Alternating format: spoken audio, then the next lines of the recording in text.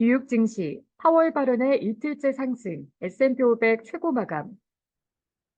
뉴욕 증시는 제롬 파월 연준 의장의 발언에 이틀째 상승했습니다.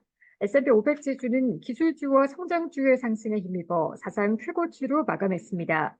7일 뉴욕 증권거래소에서 다우존스 30 산업평균 지수는 전장보다 0.34% 오른 38,791.35로 거래를 마쳤습니다. 스탠더드앤드포어스 S&P 500 지수는 전장보다 1.03% 상승한 5,157.36으로 나스닥 지수는 전장보다 1.51% 뛴 16,273.38으로 장을 마감했습니다. S&P 500 지수는 마감가 기준 최고치를 경신했고 나스닥 지수는 장중 최고치를 갈아치웠습니다. 나스닥 지수는 마감가 기준으로는 이달 1일 기록한 직전 최고치에 근접했습니다. 파월 연준 의장은 전날 하원 증언에서 연내 금리 인하가 적절할 것이라면서도 인플레이션이 목표 수준인 2%로 지속 가능하게 움직인다는 더 큰 확신을 얻기 전까지는 기준금리 인하가 적절하지 않을 것이라고 언급했습니다. 이는 금리 인하에 있어 신중한 태도를 보이겠다는 종전 입장과 같지만 이 시장에서는 인플레이션 둔화로 연준이 예상대로 올해 중순경에 금리 인하에 나설 것이라는 기대에 안도했습니다. 파월 의장은 이날 상원 연설에서도 이 같은 발언을 내놨습니다. 파월 의장은 우리가 원하는 것은 인플레이션이 2%로 지속 가능하게 내려가는 길에 있다는 것을 더 자신할 수 있도록 하는 더 많은 증거다. 그것은 좋은 인플레이션 수치로 나올 것이다 라고 말했습니다. 그는 연준이 금리를 내리기 전에 인플레이션이 2%까지 내려올 필요는 없다면서도 우리는 단지 신중할 뿐이라고 말했습니다. 파월 의장은 금리를 인하하기 위한 자신감을 가지는 데에서 멀리 떨어져 있지 않다라며 연준은 금리를 인하하기 전 너무 오랫동안 기다리는 리스크를 잘 인지하고 있다라고 덧붙였습니다. 로레타 메스터 클리블랜드 연방준비회 총재는 이날 한 세미나에서 경제가 예상대로 움직이며 올해 안에 어느 시점에 금리를 낮출 때가 있을 것이라고 말했습니다. 미셸 보먼 연준 이사는 금리가 안정적으로 유지되면 인플레이션이 추가로 하락할 것이라고 말했습니다. 이날 발표된 실업보험 청구자 수는 21만 7천 명으로 전주와 같았습니다. 이날 수치는 시장의 예상치에도 부합합니다.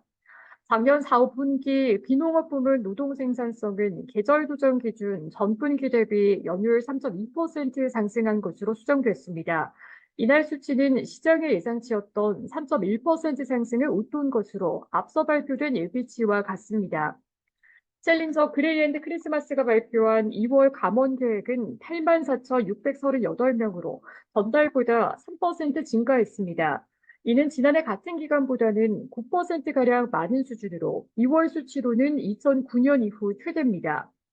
투자자들은 고용시장이 둔화하고 있는지를 주시하고 있습니다. 이코노미스트들은 오는 8일 발표되는 2월 비농업 고용은 19만 8천 명 증가해 전달에 35만 3천 명 증가해서 둔화할 것으로 예상하고 있습니다.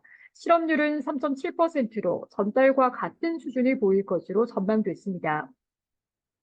이날 반등은 파월 발언에 국채금리가 하락하면서 기술주가 주도했습니다. 2년물 국채금리는 4.508%까지 떨어지며 지난 2월 15일 이후 가장 낮은 수준으로 떨어졌습니다.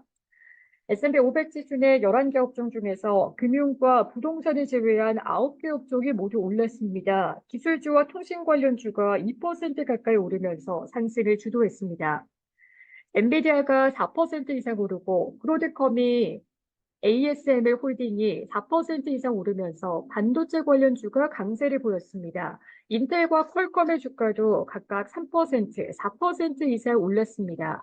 바네크의 반도체 상장지수 펀드는 이날 3.5%가량 올랐습니다. 반도체 기업 온세미콘덕터의 주가는 7%가량 상승했습니다. 메타도 3% 이상 오르고 구글의 모기업 알파벳의 주가도 2% 이상 올랐습니다. 애플의 주가는 0.07%가량 하락하며 7거래일 연속 하락했습니다. 애플의 주가는 지난해 12월 중순 기록한 52주의 최고치 대비 15%가량 하락해 고정 영역에 진입했습니다. 리비안의 주가는 신규 모델을 공개하고 조지아 공장의 건설 중단에 따른 비용 절감 소식에 13% 이상 올랐습니다. 빅토리아 시크릿의 주가는 실망스러운 가이던스에 30%가량 하락했습니다. 노보노디스크의 주가는 경부용 비만 치료제가 1단계 임상에서 긍정적 효과를 냈다는 소식에 9%가량 올랐습니다. 뉴욕 커뮤니티 뱅코프의 주가는 전달 회사가 10억 달러의 자본을 유치하는 데 성공했다고 밝히면서 5% 이상 올랐습니다. 뉴욕 증시 전문가들은 인플레이션 반등에 따른 시장의 우려가 파월 의장의 발언에 다소 누그러졌다라고 진단했습니다. 해리스 파이낸셜 그룹의 제이미 콕스는 마켓워치에 최근 인플레이션 지표가 일시적으로 약간 뜨거워져 금리 인하보다 인상을 시사하면서 지난 2주간 시장에 일부 우려가 있었다라며, 그러나 이는 연준의 선택지에 들어온 적은 없으며 파월으로부터 이를 확인했다라고 말했습니다. 시카고 선풍거리소 패드워치에 따르면 연방기금 금리 선물 시장에서 마감 시점 연준이 오는 6월에 금리를 인하할 가능성은 75.7%에 달했습니다. 이는 전날의 70% 수준에서 오른 것입니다. 시카고 옵션 거래소 변동성 지수는 전장보다 0.06포인트, 0.41% 하락한 14.44를 기록했습니다.